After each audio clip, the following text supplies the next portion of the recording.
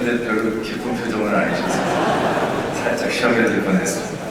네, 우리 영천로의 우리 장로 우리 합창단, 제가 어제 영상 쭉 다 봤는데요. 여러 찬양단이 있었더라고요. 제일 잘하셨습니다. 네. 이게 그냥 긴 말이 아니라요. 어제는 다 오후에 부르셨잖아요. 오후에 부르면 한 반은 먹고 들어갑니다. 아침 오전 9시는요 진짜 목소리가 안 나온대요. 근데 마지막에 올리는 거 들으셨죠? 그게 아침이라서 그렇죠. 오후에는 정말 천장을 뚫었을 겁니다. 아침인데도 열정적으로 해주신 우리 노예 창표 찬양단 너무 귀한 찬양 감사드립니다. 네, 제가 여기 올 때마다 몇 번 많이 온 건 아니지만 느끼는 건데 참 놀랍습니다. 장로님들이 하루 종일 강의를 듣는데 열심히 들으신다는 게 너무 존경스럽습니다. 저희 교회가 최근에 장로 투표를 했었어요. 정말 장로님들 이거 쉽지 않더라고요. 개교에서 3분의 2의 득표를 받는다는 게 요즘같이 개인주의가 많은 시대에 쉽지 않습니다. 여러분 한 분 한 분들이 너무 더 대단해 보입니다. 여러분들이 개교에서 정말 한가락들 하시는 분들 아니겠습니까? 3분의 2의 지지를 받으셔서 장로가 됐다는 건 정말 역사적인 일입니다. 여러분들 한 분 한 분에게 임하신 하나님의 일을 바라보니까 너무 감동적이고 또 존경스럽습니다. 앞으로도 그런 하나님의 은혜를 더욱더 사랑을 나눌 수 있는 귀한 장로님들이 되어주시기를 도전드립니다. 요즘 시대에 많은 사람들이 얘기하기에 무너지는 시대라고 얘기합니다. 모든 게 다 무너진대요. 사회 여러 체계도, 도덕도, 룰도, 인권도 제대로 세워지는 걸 들어본 적이 별로 없는, 들어보면 다 모든 게 무너진대요. 경제도 무너지고, 정치도 무너지고, 종교도 무너지고, 전쟁이 일어나서 다 세상도 무너지고, 건물도 무너지고, 지진도 나고. 이런 무너짐의 시대 가운데에서 우리들은 회복을 소망하게 되죠. 오늘 말씀을 보면 제자들이 예수님에게 회복이 될 때를 묻습니다. 이 시대는 무너짐의 시대입니다. 이 시대도 제자들이 있었던 이 시대. 왜냐하면 그 나라와 민족이 로마의 말하자면 통치 안에서 모든 것들이 다 무너져서 이제 다시금 하나님이 회복하신 그때를 간절히 소망하는 그런 시기였습니다. 그 제자들이 예수님에게 묻죠. 예수님이 지금 이때가 어느 때입니까? 예수님이 죽으셨다가 다시 부활하신 때. 예수님이 부활하신 걸 이제 제자들이 경험했잖아요. 이제 막 소망으로 부풀기 시작했을 것입니다. 이제 죽었다가 다시 살아나신 예수님이 이 땅에 하나님의 나라를 회복하신다는 것이 더욱더 분명해지는 이 시기 가운데서 제자들이 너무 이제 궁금한 거죠. 묻습니다. 예수님 이제 회복하심이 이때입니까? 이제 곧 회복하신 거 맞죠? 그런 간절함이 아마 제자들에게 담겨 있었을 것입니다. 근데 예수님 그때 그들에게 뭐라고 말씀하셨습니까? 오늘 말씀을 보면 때와 시기는 아버지께 권한이 있으니까 너희들이 알 바가 아니라 너희들은 성령이 임하시면 권능을 받고 내 증인이 되라. 이렇게 얘기하신 겁니다. 우리가 이 말씀을 그냥 쉽게 이해하면 이런 뉘앙스로 이해할 때가 많아요. 회복하신 이때입니까?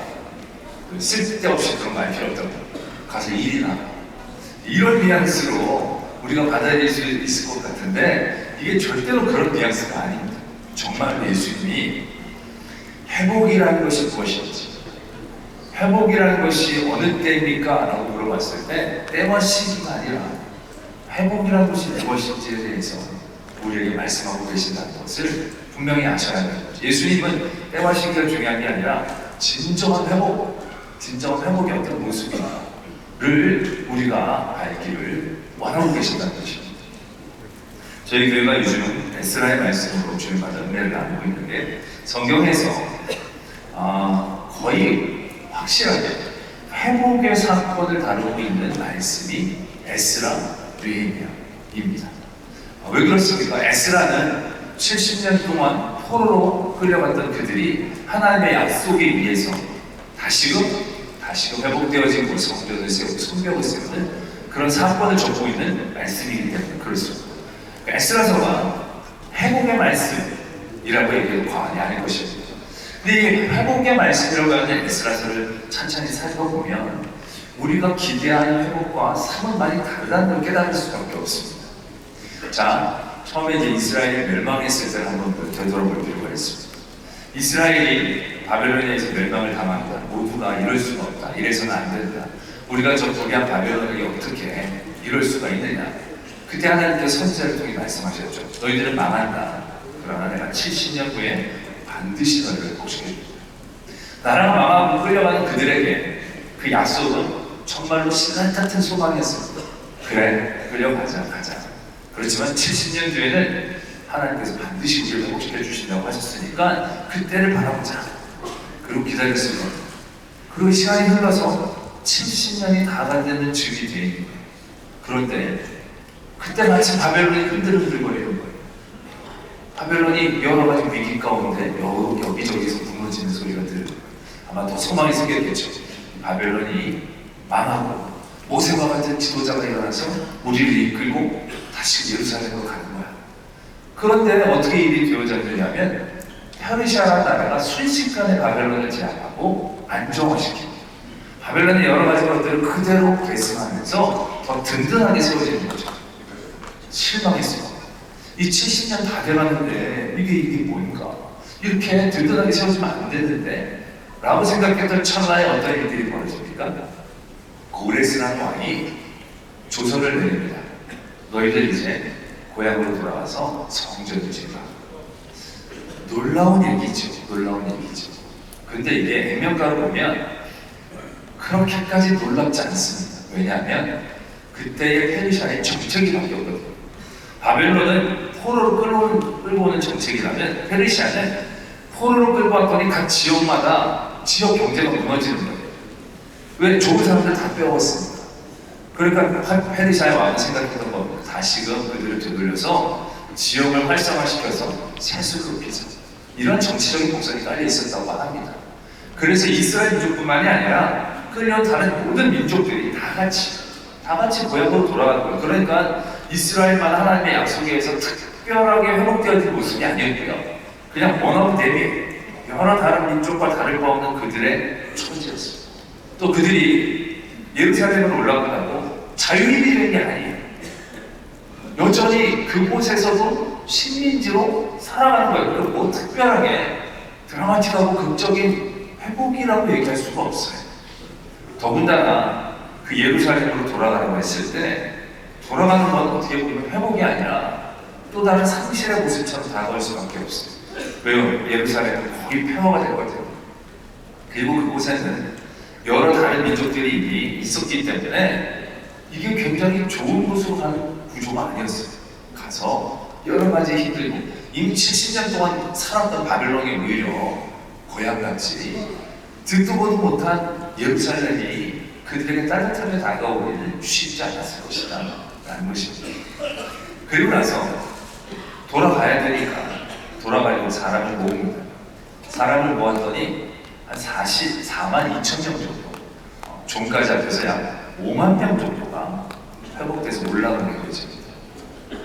근데 대부분의 성석자들이 그곳에 가서 그곳에서 여러 지역들을 감당하고 다시금 회복시키려면 적어도 필요한 사람들이 12만에서 15만 명 정도가 필요하다고 합니다.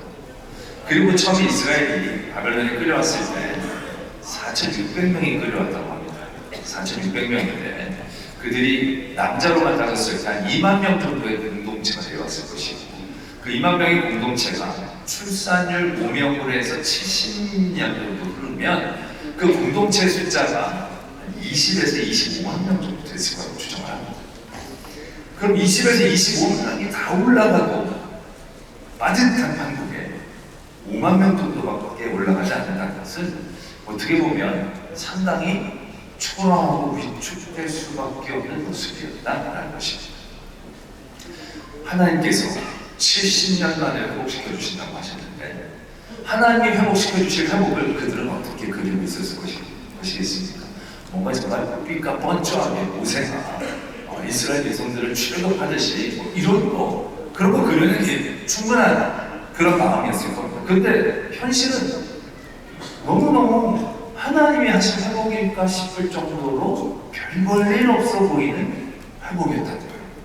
자기의 자의와 능력으로 간 것도 아니고 명령에 의해서 쫓겨가듯이 올라가는 숫자도 또 많지도 않아요. 턱없이 부족한 숫자들이 올라가게 되어지는 상황 가운데에서 그들은 이게 하나님이 주시는 회복일까? 라는 생각을 하지 않을 수 없었을 것입니다. 자, 그럼 하나님 능력이 부족하셔서 그렇게 하셨다는가? 라는 얘기죠. 하나님이 그들에게 주시고자 하시는 회복의 모습을 보다 더 선명하고 분명하게 그들에게 말씀한 것이다 라는 것입니다. 이스라엘의 원했던 회복의 모습은 어떤 모습이었습니까? 나라가 세워지고 잘 그렇고 강해지고 다윗 제국을 꿈꾸는 그런 회복이었을 것입니다.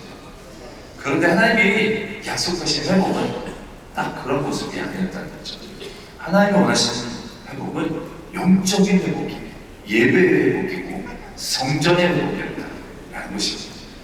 하나님이 원하시는 회복을 이루기에 하나님이 베푸신 회복의 사역들은 하나도 부족한 게 없었어요.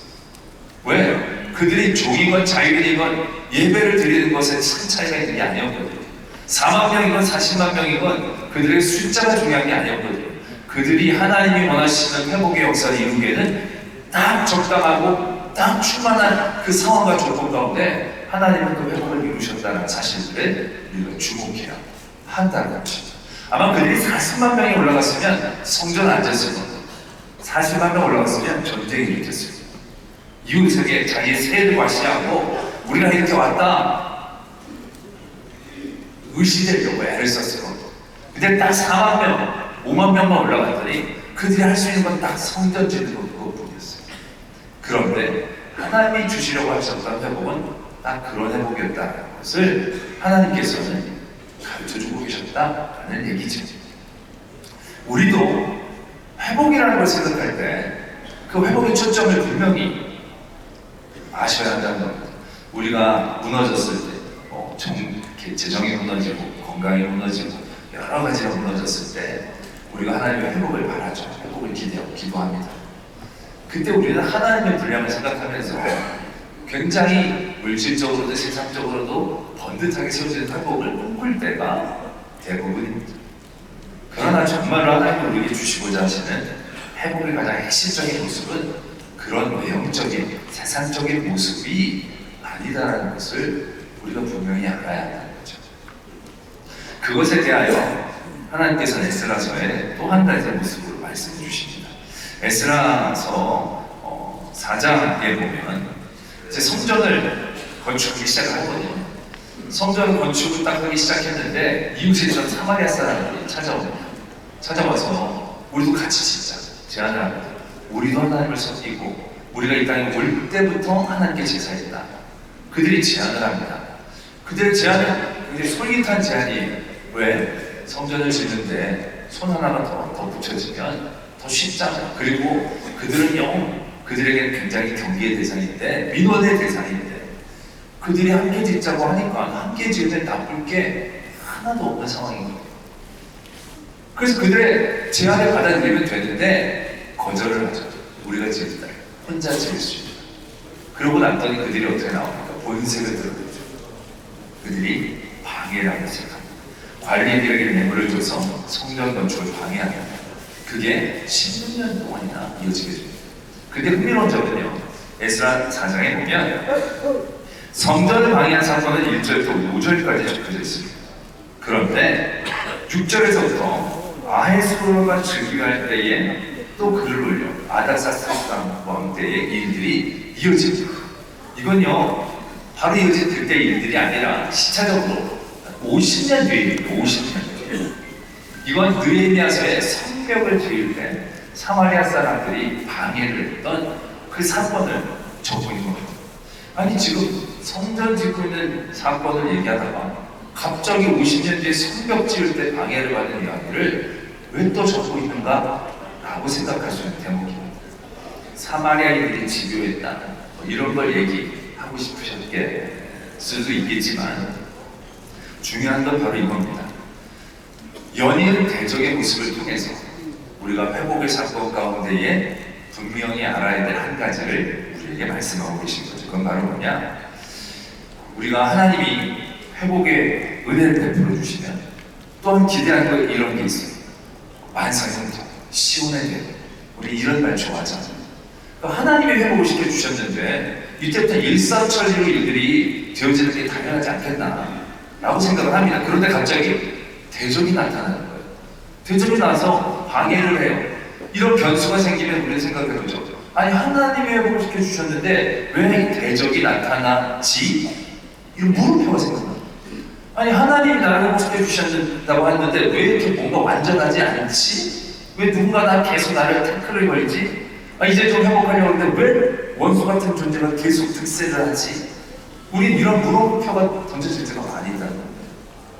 그러나 오늘 하나님이 이 에스라서를 말씀을 사마리아인들의 존재를 통해서 우리에게 말씀하시는 건 하나님의 회복의 사역 가운데서 대적이라는 존재는 변수가 아니라 상수로 존재합니다. 그러니까 우리가 하나님이 회복해 주셨는데 왜 대적이 있지? 이렇게 얘기하면 안 된다는 겁니다. 하나님이 회복해 주시는 가운데 대적이 있지. 마침표로 받아들여야 된다는 겁니다. 특별한 일이 아니라는 거예요. 우리가 보면 모든 하나님의 회복의 과정에 대적은 항상 존재합니다. 항상 존재합니다. 욥의 사건을 보면요, 욥이 다 무너졌잖아요. 다 무너졌어요. 재산, 건강, 자녀 다 무너졌어요. 더 이상 무너질 게 없어요. 그리고 나서 다 무너지고 난 다음에 밑바닥에서 욥은 이제 회복하는 과정을 가고 있어요. 이제 견뎠으니까 다시 회복될 만한 가정만 남았는데 그때 어떤 일들이 벌어진다면 친구들이 찾아와요. 친구라는 이름으로 찾아와요. 7일이나 같이 울어줘요. 이런 친구 세상에 없지. 그런데 그 친구들이 나중에 어떻게 됩니까? 대적이 되지. 욥을 마지막 영적 자존심까지 무너뜨리려고 안간힘을 씁니다. 그 친구들이란 존재가. 그래서 정말 욥이 정신을 못 차리고 무너지게 됩니다. 아니 이제 회복만 남은 욥에게 너무 잔인하지 않는가 라고 생각할 수 있는 대목이죠. 근데 이게 욥뿐만이 아닙니다. 이게 예수님한테도 마찬가지였다는 거예요. 예수님이 이 땅에 내려오시면 거대한 회복의 시작이죠. 죄와 사망의 권세에서 우리를 회복시켜 주시는 그 회복의 사역들이 예수님을 통해 이루어진 겁니다. 그분은 누구예요? 하나님의 아들이.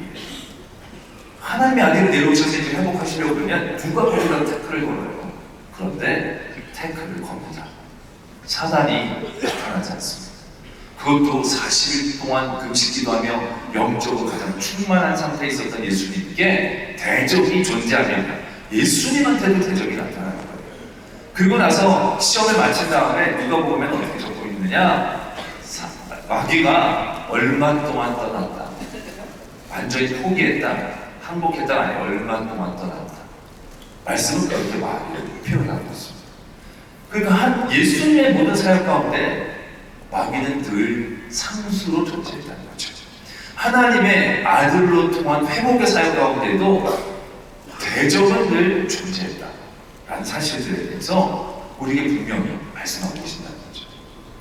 그럼 우리 이 대목에서 이걸 한번 이해를 해야 됩니다. 아니 대적이 있다는 걸 받아들이겠는데 그렇다면 왜 꼭 대적이 있어야 하는가? 라는 거죠. 아니 좀 쉽게 가면 안 되겠습니까? 아니 왜 그렇게까지 애를 먹이십니까? 우리는 이렇게 생각할 때가 있어요. 이게 되게 중요한 부분이에요. 왜 우리가 하나님이 주신 회복의 사역 가운데 대적이 상수로 존재할까? 아까도 우리가 그 성전을 세울 때 말씀을 보면 이스라엘이 성전을 세우려고 했더니 사마리아 사람들이 같이 세우고자 제안을 합니다. 나쁠 게 없어요. 이게 큰 어려움이 없어 보이는 거예요. 그런데 이스라엘 민족은 거부합니다. 왜 거부합니까? 그들은 성전을 짓는 분명한 뜻을 알았거든요. 성전의 건물을 세우는 일에 집중했다면 함께하는 게 맞겠죠. 근데 그들이 왜 무너졌는지 알았거든요. 그들은 그들의 영적인 혼합주의 때문에 무너졌다는 사실에 대해서 분명히 알았고 하나님의 회복은 영적인 거룩함의 회복임을 분명히 그들이 알고 있었기 때문입니다. 사마리아인은 하나님도 섬겼지만 그들의 우상도 섬겼던 혼합주의에 있습니다. 순결하지 못했어요. 그것에 대한 분명한 인식이 있었을 때 이스라엘은 사마리아를 거절할 수 있었다는 거죠. 그리고 하나님의 회복의 일들을 더 온전하게 세울 수 있었다는 겁니다. 욥에게 친구들 왜 있었을까요? 욥기서를 보면요, 욥이 친구들과 논쟁을 하면서 욥의 신앙이 변화됩니다. 더 깊어집니다. 그래서 나중에 욥기서 42장에 보면 욥이 이렇게 고백을 하죠. 내가 전에는 하나님을 귀로만 들었었는데 이제 눈으로 바라봅니다. 무엇을 의미한 것입니까? 그동안은 들었던 하나님, 그가 도덕적으로 섬겼고 율적으로 섬겼던 하나님, 근데 그의 고난 가운데에서 친구들과의 논쟁 가운데에서 또 하나님을 간절히 찾고 하나님과의 인격적인 만남에 대한 간절함이 있고 관계가 형성이 되어지니까 그가 알았던 그 하나님이 완전히 달라진 거예요. 그러니까 고난 이전의 부자력과 고난을 당한 후의 부자력은 같은 의미 아니에요. 귀로만 들었던 욥과 눈으로 봤던 욥은 달랐던 거예요. 하나님은요, 단순히 그의 재물을 회복시켜주는 게 회복이 아니었어요. 그렇다면 욥은 그냥 견디기만 하면 되고 생고생하는 거나 마찬가지예요. 그러나 그런 게 중요한 게 아니었다는 거예요. 오히려 그가 하나님을 향한 믿음이 깊어지고 더 성숙해지고 온전해졌습니다. 그때 그가 진짜 하나님을 원하시는 거예요. 그러니까 우리는 보면 좀 욥을 생각할 때 그런 마음이 있잖아요. 하나님이 괜히 마귀들한테 자랑해가지고 욥이 생고생했다. 근데 그때도 하나님은 욥에게 대한 뜻이 있어서 욥을 더 온전하게, 더 거룩하게, 더 친근하게 하시고자 하시는 그런 대적들이 그런 하나님의 회복들의 역할을 감당하고 있다는 거죠. 우리가 예수님을 보면 더 선명하지 않습니까? 예수님이 이 땅 가운데 오신 회복은 이스라엘을 거룩한 제국으로 엄청난 자유, 이게 아니잖아요. 죄와 사망 권세에서부터 하나님의 나라를 회복하는 거예요. 그때 예수님께서 대적이 없으셨더라면 어떠했을까? 물론 그래도 하나님의 길을 있겠지만 오히려 더 쉽지 않았어요. 근데 대적들이 예수님을 붙잡고 때리고 못 박고 십자가에 죽게 했습니다. 근데 참으로 아이러니하게 그 대적들이 하나님이 이 땅 가운데에서 주시고자 하시는 그 회복의 모습을 더 선명하게 만들어줬다는 거예요. 더 선명하게. 대적들이 예수님을 잡고 끌고 갔지만 끌려가는 어린 양, 죽임당한 어린 양, 이 땅을 위해 사랑으로 희생해 주신 예수 그리스도, 그것이 하나님이 이 땅 가운데 죄와 사망의 권세로부터 우리를 회복시켜 주시고자 하시는 그 회복의 핵심이라는 사실, 우리가 분명히 보지 않느냐는 거죠.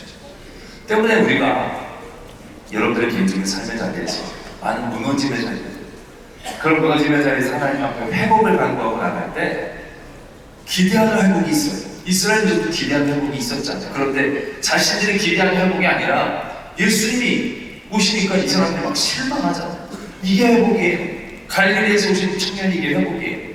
저렇게 힘없는 사람이 우리를 뭘 어떻게 해요? 그러니까 하나님의 제대로 된 회복을 누리지 못하는 거지. 그러니까 우리도 개인적인 무너짐이 있을 때 그것이 내가 기대하고 바라는 것과 다를 수가 있어요. 내가 원하는 회복은 100억을 이루면 200억을 넘는 회복인데 100억을 이뤘는데 하나님께서 삼전 주식도 팔게 하시고 하이디스도 가장 쌀 때 팔게 하시고 너무 미치고 환장하는 거예요. 생각해보면 이거라도 붙잡고 있으면 좋았을 텐데 이것마저 팔게 하시냐고, 이게 회복이 맞냐고 이렇게 원통할 때가 있어요. 우리 자녀가 어떻게 좀 좋아질 뻔했는데 갑자기 왜 여자를 만났더니 여자를 만나가지고 얘가 완전히 바뀌면 이게 뭡니까 하나님? 이게 주신 회복입니까? 건강을 위해서 막 기도를 했는데 건강은커녕 숨쉬기조차도 힘들게 계속 유지가 되면 우리가 기가 빠질 때가 참 많아요. 절망할 때가 많아요.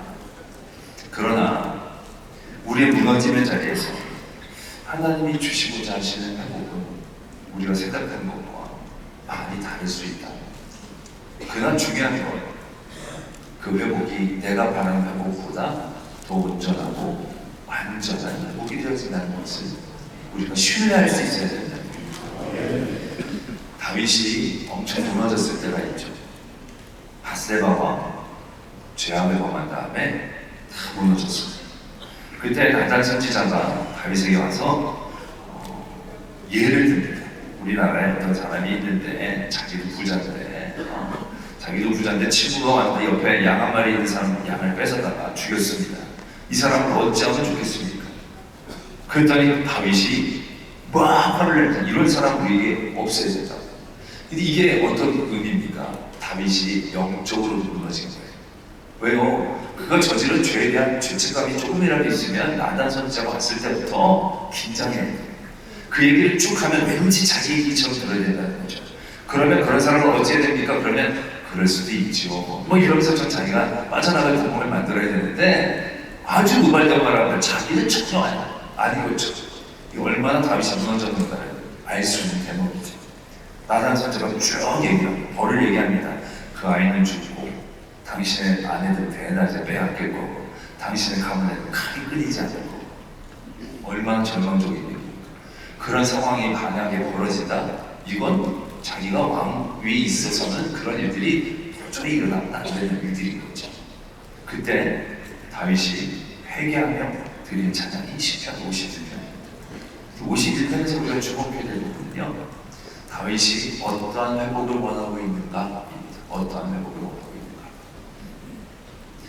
말씀에 이렇게 적혀져 있습니다. 나를 주 앞에서 쫓아내지 마시며 주의 성령을 내게 거두지 마소서. 주의 구원의 즐거움을 내게 회복시켜 주시고 자원하는 심령을 주사 나를 붙드소서. 이렇게 다윗이 고백합니다. 지금 엄청난 선물을 받았어요. 무너지는 것 다 무너졌는데 이제 더 무너져요. 다 무너지는 시대에 다윗이 내몰린 거예요. 그 내몰린 다윗이 그 자리에서 정신을 차리고 내가 이제 뭘 붙잡고 회복을 해야 되는가. 하는, 그래도 내 자녀들만큼 우리 가문에 칼은 없이 하는 게, 우리 그 애가 무슨 잘못이 있습니까? 애 많은 사람, 뭐 이런 걸 우리가 회복에 대해서 그리고 기도할 수 있지 않겠습니까? 근데 이렇게 기도합니다. 주의 구원의 즐거움. 이게 뭔 도움이 되겠어요? 지금 다 무너지는 회복에. 근데 다윗은 깨달았다는 거죠. 그가 잃은 가장 소중한 것, 그가 회복해야 될 가장 중요한 것. 하나님은 다윗의 고백을 통해서 지금 우리에게도 그러한 고백을, 그러한 회복을 바라기를 원하고 계신다라는 것이죠. 우리 삶의 자리에 무너진 거 많죠. 회복하고 싶은 거 많은 겁니다. 그러나 정말로 우리에게 회복시켜야 될 것이 있다면 그건 주의 구원의 즐거움이어야 한다는 것이죠. 에스라에서 보면요, 재밌는 장면 하나 나옵니다. 어떤 장면이냐면 성전의 터를 이제 다 닫습니다. 성전의 터를 다 닫고 그들이 이제 하나님 앞에 제사를 드렸을 때 어떠한 장면이 나타나느냐면 사람들이 기뻐하고 즐거워합니다. 즐거워서 환호성을 치죠. 안 즐거워할 수가 없죠. 이제 일들이 딱 이루어지니까. 그런데 그 외에 어떠한 모습이 있었느냐면 제사장들과 레위 사람들, 나이 많은 족장들은 첫 성전을 보았으므로 이 성전의 기초가 놓임을 보고 대성통곡했다. 대성통곡했다. 이렇게 적고 있습니다. 우리는 이 대성통곡이 너무 기쁘고 감격스러워서 우는 울음인 것 같지만 그런 종류의 울음은 아닙니다. 나중에 이렇게 말씀이 이어지죠. 백성이 크게 외치는 소리가 멀리 들리므로 즐거이 부르는 소리와 통곡하는 소리를 백성들이 분간하지 못했다. 이게 굉장히 재밌는 장면입니다. 지금 기쁜 일이에요. 어떻게 보면 성전이 회복되어지는데, 그래서 사람들은 기쁘고 노래해요. 젊은 사람들은 그렇게 기쁘고 노래한 거예요. 그런데 어르신들, 옛 성전을 봤던 분들은요, 대성통곡을 한 거예요. 근데 여러분, 이게 기쁘고 즐거운 게 같이 있으면 둘 중에 하나로 끌려가야 돼요. 우리가 막 즐겁더라도 옆에서 누가 대성통곡을 하면 어떡합니까? 그게 옆에다 대고 웃을 수가 있습니까? 웃기가 어려워요. 그 다윗이 압살롬과의 전쟁에서 이겼을 때 백성들을 승리하면서 돌아왔는데 다윗이 대성통곡을 해요. 내 아들 압살롬, 내 아들 압살롬. 그때 백성들이 어떻게 합니까? 거기다 대고 이겼다 못 치죠. 그들이 전쟁에서 진 사람들처럼 뿔뿔이 자기 장막으로 돌아오고. 이게 맞죠? 지금 어른이 막 펑펑 우는데 애들이 여기서 막 노래하고 춤추는 게 맞아요. 아, 우리도 뭔가 숙연해져야 되겠다. 이러든지 아니면 어르신들도 감격적으로 울었으면 같이 나중에 기뻐해 줘야죠. 그런데 하나님은 이 장면을 기록한 것이다. 울음도 있고 기쁨도 있고. 이게 하나님이 주신 회복의 모습이다. 회복이 이런 모습이 있다. 여러분, 우리들 믿음이라는 것도 솔직히 회복이잖아요. 우리의 믿음은 회복이에요. 이번 장로회 연합수련회는 아멘을 안 하시고 결의한 게 있어요. 아까부터 내가 생각했는데 한 분도 아멘을 안 하셔서 결의를 한 건 아니시군요. 아직 잠이 안 드는데 하여튼 우리의 믿음도 회복이에요. 무너진 우리가 믿음으로 다시 또 하나님의 나라를 바라볼 수 있는 시작이 믿음인 거죠. 그 믿음이라는 모습이요, 딱 이런 모습이에요. 믿음이라는 모습. 믿음에는요, 미치도록 즐거워하는 즐거움도 있어요. 이 구원의 기쁨이라는 게 얼마나 즐거운 기쁨입니까? 세상의 것들과는 다르죠. 세상의 기쁨은 있다가 없고 없다가 있어요. 그리고 그게 유효기간이 길지 않아요. 여러분 생각해보세요. 여러분 인생에서 기쁘고 좋은 일 하나 떠올려보세요. 지금은 감회감을 하시겠지만 결혼했을 때 기쁘셨을 거예요. 이 비웃음입니까? 그렇다고 치고요. 결혼할 때 다들 기쁘잖아요. 근데 결혼하시고 나서 생각해보세요. 힘들고 어려움이 있을 때 결혼했던 거 회상하면서 위로가 된 적이 있어요. 전혀 안 돼요. 전혀 안 돼요. 애가 태어났을 때 기뻤을 거예요. 그런데 나중에 애 태어난 걸 계속 회상하면서 그 기쁨 때문에 이겨낸 슬픔 없어요. 뭐 여러분들 갑자기 요즘 떡상했어요. 떡상해가지고 통장에 100억이 있어요. 그 100억을 바라보면서 어떤 슬픔까지 이겨낼 수 있어요. 그걸로 이겨낼 수 있는 슬픔이라는 게 많지 않아요. 그런데 구원의 즐거움은 얘기가 다르죠.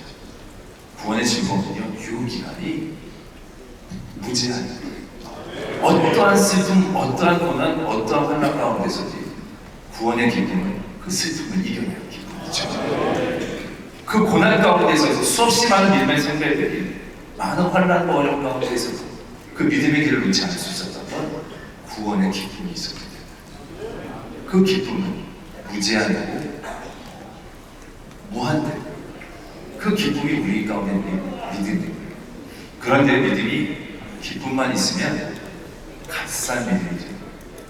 정말로 믿음 좋은 분들은 어떻습니까? 맨날 울어요. 맨날 울어요. 늘 울어도 눈물로서 못 갚을 줄 알아요. 기도할 때만 맨날 우리 권사님들 중에 한 분, 공주기도 할 때마다 조마조마한 분이 있어요. 이분은 맨날 기도할 때마다 울고 우시고. 그게 진짜 믿음이지 않습니까? 생각해보세요. 나 같은 죄인, 아무것도 아닌 나를 위해서 우리를 위해 희생해 주신 하나님의 예수 그리스도의 사랑을 생각하면 진짜 대성통곡을 해야 돼요. 믿음은요, 기쁨과 대성통곡이 같이 존재합니다. 하나님은 우리가 늘 울기를 원하십니다. 하나님은 우리가 늘 기뻐하기를 원하십니다. 이런 두 가지의 모습이 같이 있는 게 진정한 회복이거든요. 사도 바울이 오늘 기뻐하라고 얘기하지 않습니다. 주 안에서 기뻐하라고. 그렇지만 사도 바울이 또 뭐로 고백합니까? 나는 죄인 중에 괴수다. 아니, 기뻐하는데 기뻐하고 갑자기 죄인 중에 괴수면 늘 눌려있어야 되잖아요. 근데 그 낙차가 영적 에너지인 거예요. 구원의 기쁨에 대한 기쁨의 그 에너지와 내가 나 같은 죄인을 살려주신 예수 그리스도의 그 사랑을 생각하며 내가 갖고 있는 죄책감, 그 갖고 있는 낙차가 영적인 힘이에요. 이 낙차가 작으면 작을수록 영적인 에너지가 늘어나는 거예요. 근데 요즘 대부분 뭐냐? 기쁨은 많은데 슬픔이 없는 분들이 많아요. 슬픔에 대해서 별로 생각하지 않아요. 대성통곡에 대해서 별로 받아들이지 않아요. 우리가 이 부분을 잊지 않아야 하나님이 우리에게 주시고자 하시는 회복의 진정한 자리를 붙잡을 수 있다. 그러한 회복이 결국 우리 안에 주어진 회복입니다. 그래서 예수님이 때와 시기는 아버지께서만 하시는데 너희들 성령님을 권능을 받고 내 증인이 되라. 예수님은 회복이라는 모습의 본질을 우리에게 가르쳐 주시는 거예요. 돈을 많이 벌고 건강이 회복되고 나라가 세워지고 그건 부수적으로 일어나겠죠. 그런데 예수님이 회복하심이 이때입니까? 라는 제자들의 질문에 핵심을 얘기하는 거예요. 때와 시기는 중요하지 않지만 회복이라는 건 이런 것이다. 회복이 뭐냐?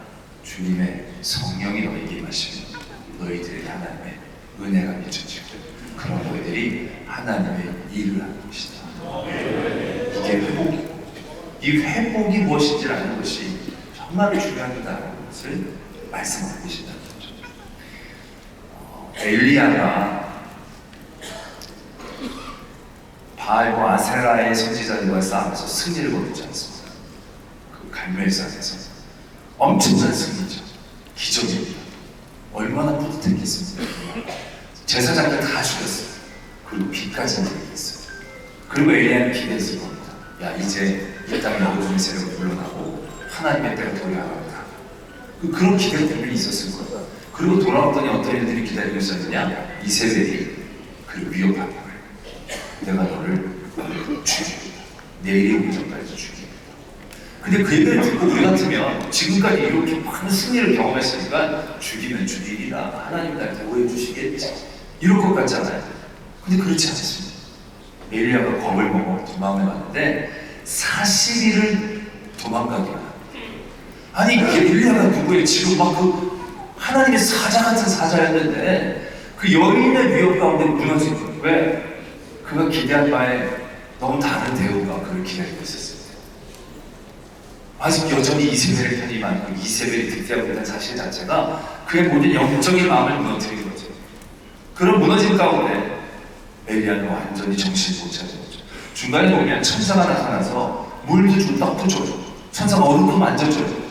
아니 여러분들은 아무리 그래서 도망간다 할지라도 천사가 나타나는데 천사가 나타나서 물도 주고 떡도 주면 어디든 갈 수 있지 않겠어요?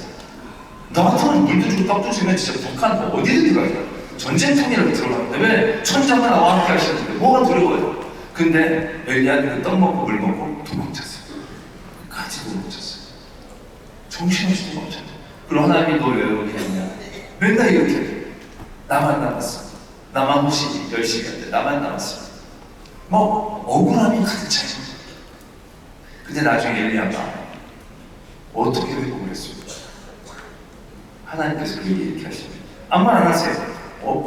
지진이 나고 불도 나는데 세미한 음성으로 하나님이 얘기하세요. 너 기름병 들고 나가서 예후에게 기름을 붓고 하사엘에게 기름을 붓고 엘리사에게 기름을 부어라. 뭐 그렇게까지 쫄아가지고 도망간 엘리야였는데 하나님이 별 큰 일도 아니에요. 이삭을 죽이라는 것도 아니에요. 그냥 기름병 갖고 가서 머리에 기름만 부으면 되는 거예요. 그 일을 시키셨더니 엘리야가 일어나서 올라갔다. 그 준비된 거기서 한명 나와야 됩니다. 엄청나고 대단한 일이 아니에요. 엄청나고 대단한 승리가 회복이 아니었어요. 무너진 엘리야에게 하나님 엄청난 요구를 하신 것도 아니었어요. 그냥 내일 조금만 걸어도 해요.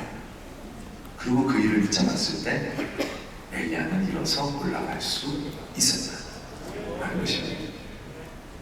할렐루야. 무너짐의 시대를 사는 우리들이 어떤 회복을 기대하고 있는지 모르겠습니다.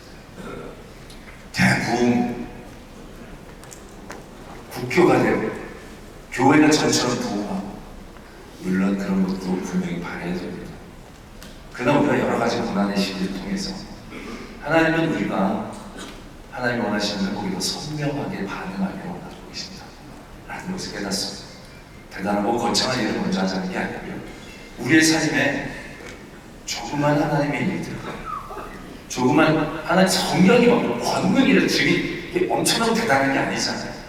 우리가 은혜를 받고 은혜를 깨달으면 누구에게나 전할 수 있는 그 작은 하나님의 일들, 교회를 위해서 기도하고 기도를 멈추지 않는 그런 작은 일들, 결국 그러한 일들의 회복을 통해서 하나님의 놀라운 역사는 온전히 우리의 삶 가운데 임하게 되어지는 것을 우리가 깨달아야 한다는 것입니다. 모든 장로님들 삶을 통하여 그런 귀하고 놀라운 회복의 역사 일어나실 줄 믿습니다. 이제 저는 앞에 길을 얘기했고 뒤에 이성희 교수님 딱 들어와서 빨리 마치라고 하잖아요.